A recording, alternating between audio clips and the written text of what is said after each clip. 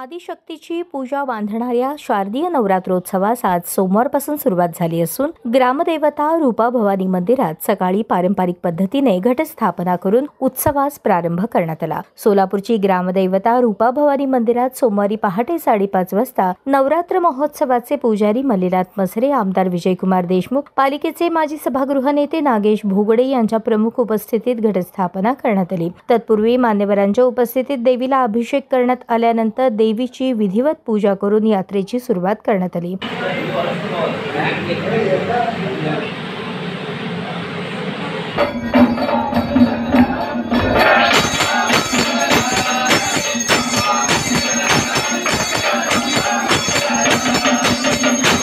आजच्या दिवसापासून भक्तांना मंदिरात रूपा भवानीचे दर्शन घेण्यासाठी सकाळी 6 ते रात्री 12 वाजेपर्यंत मंदिर खुले असणार असून मंदिरात दररोज देवी विविध रूपांमध्ये आणि विविध वाहनांवर आरूढ अशा रूपाने सजावट केली जाणार आहे। या उत्सव काळात पूजा, अभिषेक, भजन, श्री सूक्त पठण, देवीचा जागर, गोंधळ आदी विविध धार्मिक सांस्कृतिक कार्यक्रमांचे आयोजन करण्यात आल्याची माहिती मुख्य पुजारी मनीष मसरे यांनी दिली। दिनांक 22 सप्टेंबर 2025 रोजी नवरात्रोत्सवाची सुरुवात घटस्थापनेने सुरुवात झालेली आहे। सकाळी 5 वाजता काकड आरती, नंतर 9 वाजता देवीला रूपाभवानी मातेस अभिषेक, श्रीखंड आणि दही ह्याच्याने अभिषेक करून नंतर त्यानंतर 11 वाजता घटस्थापना केलेला आहे। त्यानंतर आरती झालेली आहे आणि संध्याकाळी असंच देवीची नित्योपचार पूजा आणि रात्री छबिना हे असं सलग 10 दिवस नवरात्रोत्सवाची कार्यक्रम आहे। 2 तारखेला दसरा आहे, त्या दिवशी देवीची महाअलंकार पूजा सकाळी, तदनंतर 5 वाजता पालखी मिरवणूक, देवीची पालखी मिरवणूक निघते। पालखी मिरवणूक झाल्यानंतर असा नवरात्रोत्सवाची सांगता होती दसऱ्यानंतर।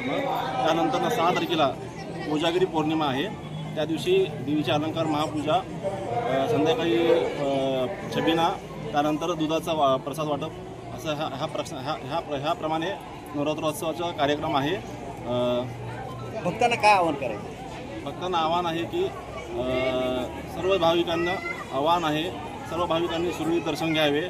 यंदाच्या वर्षी सोलापूर आणि परिसरात जोरदार पाऊस झाला आहे। बळीराजा सुखावला आहे। आता आईकडे अधिकचे काही मागणे नाही असे म्हणत आमदार विजयकुमार देशमुख यांनी सर्वसामान्य सोलापूरकरांना नवरात्रोत्सवाच्या शुभेच्छा देताना म्हणाले,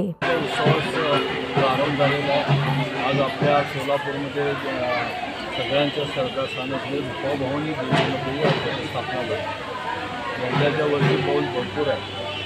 प्रत्येक वर्षी ताईला साकडं गावं लागत होतं की सोलापूरला चांगला पाऊस येतो, तिथं पीक चांगलं येऊ दे, पण यंदाच्या वर्षी पाऊस एवढा झाला की शेतकरी अडचणीत आले, सगळ्या तिथल्या जनताही अडचणीत आल्या। त्यामुळं आईला साकडं घालतो की यंदाच्या वर्षी पाऊस थोडं कमी होऊ दे। आता भरपूर पाऊस आपण दिलेला आहे, आणि याच्यापुढं जे काही शेतकऱ्यांना ज्या काही गोष्टी करायच्या सगळ्या सगळ्या खोळंबून झालेल्या आहेत आणि खरीप तर गेलेलंच आहे, त्यांना कधीतरी त्यांच्या पत्रात पडावं व तसंच आज एक प्रकारचं उत्साहाचं वातावरण सोलापूर जिल्ह्यामध्ये असतं। कारण